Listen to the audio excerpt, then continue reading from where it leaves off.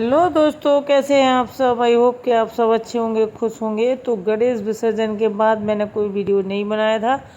उसके बाद काफ़ी दिनों बाद वीडियो आ रहा है। तो उसके दूसरे दिन देखिए आप घर की हालत। और ये सब पहले हम लोगों ने बड़े प्यार से सजाया था, अब हम इसको निकालेंगे। तो सजाने में तो बहुत टाइम लगता है, लेकिन निकालने में बिगाड़ने में टाइम नहीं लगता है, बनाने में टाइम लगता है। तो ये सब सामान हम लोग निकाल लेंगे और रख देंगे अच्छे से संभाल के, क्योंकि फिर अगले साल हमें चाहिए होगा। और दीपावली में भी हम लोग ये ही सामान जो है डेकोरेशन का यूज़ करते हैं। तो काफ़ी सामान हमने इकट्ठा कर लिया है और बस रख देते हैं इसको। और ये सब जो आप देख रहे हैं यहाँ पे जो चौकी बनी थी, इस पे जो कपड़े बिछे हुए हैं, ये सब ब्लाउज़ पीस हैं हमारे जो साड़ियों में निकलते हैं ना। और इनका कपड़ा थोड़ा अनकम्फर्टेबल होता है पहनने में, तो इनको हम ऐसे ही रख देते हैं। तो बस इन्हीं चीज़ों के काम में आ जाते हैं, देखने में अच्छे लगते हैं।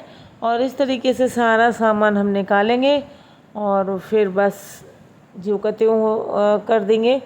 तो इस तरीके से हमने दूसरे दिन सारी चीज़ जो है सजावट थी ये अलग करी थी।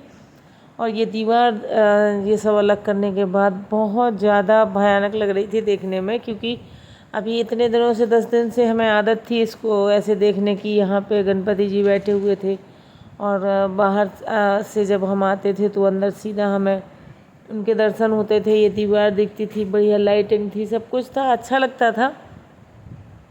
लेकिन अब जब ये सब निकल जाएगा ना तो इतना ख़राब लगेगा, यहाँ पे बिल्कुल सूना सा लगेगा। तो सब कुछ पोंछ के और सब हम लोग कर देंगे या व्यवस्थित। और फिर इसके बाद देखिए आज का कुछ ऐसा ख़ास कुछ मैंने नहीं किया था, सिर्फ यही जो डेकोरेशन थी वही हटाया था। और बस उतना ही वीडियो आप लोगों को देखने को मिलेगा, क्योंकि इतना ही मैंने बनाया था। फिर इसके बाद मैंने कोई वीडियो नहीं बनाया था और कोई रेसिपी वगैरह जो है वो मैंने शेयर की नहीं थी।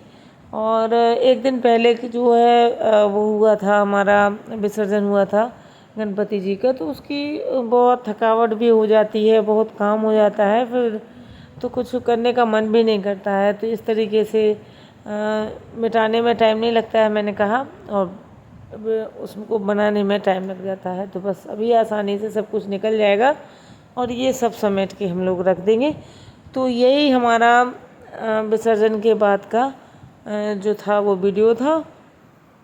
तो अभी हम सब समेट के रख देंगे। और फिर जो कपड़े हम लोगों ने विसर्जन के दिन पहने हुए थे, तो क्या हुआ था कि गुलाल उड़ाई गई थी बहुत ज़्यादा। तो कपड़े इतने गंदे हो गए थे, कलर मतलब आजकल क्या होता है गुलाल में भी केमिकल आता है, तो वो भी सेफ़ नहीं है। और तो स्किन पे तो ठीक है, कपड़े मतलब जैसे गुलाल में पहले क्या होता था कि आपने गुलाल डाला तो झड़ा ऐसे झाड़ देते थे तो भी निकल जाता था, लेकिन अब नहीं निकलता है। अब अगर उसमें पानी पड़ा तो फिर वो कलर हो जाता है उसमें पूरा। तो साड़ी वगैरह जो है वो सारी गुलाल में हो गई थी। तो अभी हम कपड़े भी हमें साफ़ करने हैं, क्योंकि सब ऐसे ही फैला हुआ है। अब यहाँ पर मैं झाड़ू लगा दूँगी, क्योंकि छोटी छोटी सी कीलें लगाई थी दीवार में, तो वो कीलें निकाली हैं तो यहाँ पे पड़ी हुई हैं। और फिर इसके बाद ये कुशन जो है काफ़ी दिनों से एक तरफ से इसकी सिलाई जो है खुल गई थी, तो फॉर्म निकल आई थी। तो इसको भी मैं लगे हाथ सिल ही दूंगी, नहीं तो ये पता 2 महीने से शायद ऐसे ही होगा। इसको पीछे साइड कर देते थे ताकि फॉर्म ना दिखे। और कभी कभी ऐसा हो जाता है कि याद ही नहीं रहता है। और घी मैंने साथ में ही चढ़ा के रखा हुआ था किचन में, तो घी तैयार हो गया है, तो उसको भी भर देंगे। तो आज घी भी बनाना था, क्योंकि इतने दिनों से गणपति जी बैठे हुए थे तो एक्स्ट्रा काम मैं कुछ करती नहीं थी, क्योंकि उसमें ही काफ़ी वो हो जाता था। फिर शाम से 3 बजे से मोहल्ले की औरतें आ गई, गाना वगैरह भजन होने लगते थे, तो नहीं हो पाता था एक्स्ट्रा काम। और ये यहाँ पे मैं रख रही हूँ थालियाँ। तो सुंदरकांड हुआ था या कुछ भी तो खाना हो जाता है, तो थालियाँ निकाली हुई थी। तो ये साल भर में एक बार ही निकलती हैं, तो जो कोई एक्स्ट्रा थालियाँ होती हैं तो वो मैं यहाँ पे रखती हूँ, क्योंकि यहाँ पे हम कभी कभार ही मतलब थालियाँ चाहिए होती हैं। तो जो सामान हमें साल में 1-2 बार चाहिए होता है वो सामान मैं यहाँ ऊपर रख देती हूँ। और तो मैंने रख दिए हैं वापस। तो अब हम धुलेंगे कपड़े। तो कपड़ों का बहुत बुरा हाल हो चुका है, तो वैसे साफ़ तो सब हो जाएगा, लेकिन मैं बता रही हूँ कि मतलब इतना ज़्यादा उसमें गुलाल हो गया था, बहुत ज़्यादा। तो ये कपड़े भी हमें साफ़ करने हैं, 2 दिन से पड़े हुए हैं। 2 दिन बाद ही मैंने विसर्जन के 2 दिन बाद ही मैंने ये सब धुला था, क्योंकि दूसरे दिन तो मुझे फिर कुछ मन ही नहीं कर रहा था। तो मैंने सोचा चलो आज और लगा रहने दो, सब कुछ अच्छा लगता है, नहीं तो एकदम से सुनसान सा लगने लगता है। तो बस देखिए, यहाँ पे मैंने अपनी साड़ी जो है डिटर्जेंट में डाल के रख दी है, और यहाँ पे ये इनके गुनगुन की वाइट धोती है और संयोग की वाइट धोती है। तो इन दोनों की जो ये वाइट धोती है, इनको मैंने आला में डाला हुआ था, क्योंकि ये सफ़ेद से बिल्कुल लाल हो गई थी।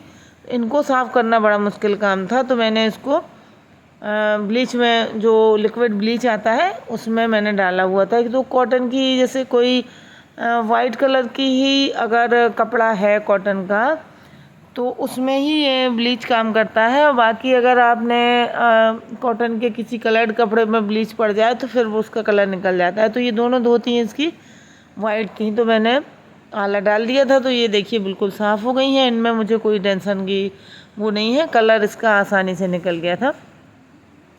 बस साड़ी वाला थोड़ा सा था, तो वो रेड कलर की साड़ी है, तो कोई ज़्यादा वो हुआ नहीं था। और वैसे भी साड़ी का भी निकल ही गया था लगभग।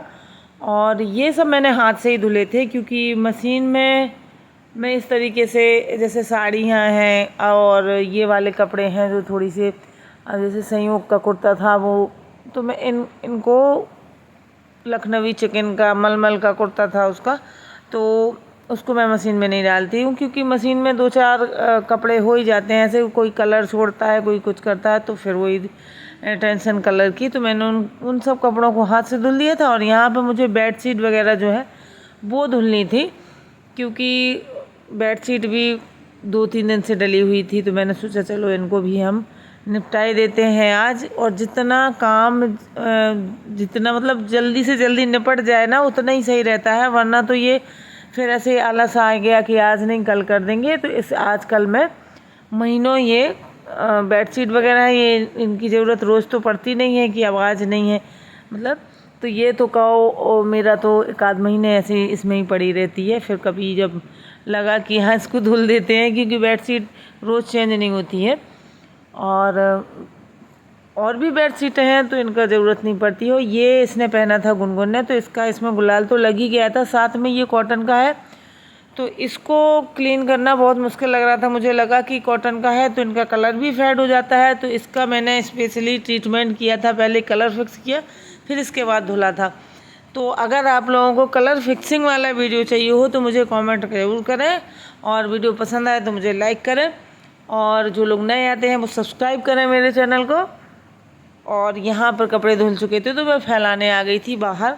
कॉटन के कपड़े के कलर फिक्सिंग मैंने करी थी। आप लोगों को अगर वीडियो चाहिए हो तो मुझे कमेंट करें। बाय बाय दोस्तों।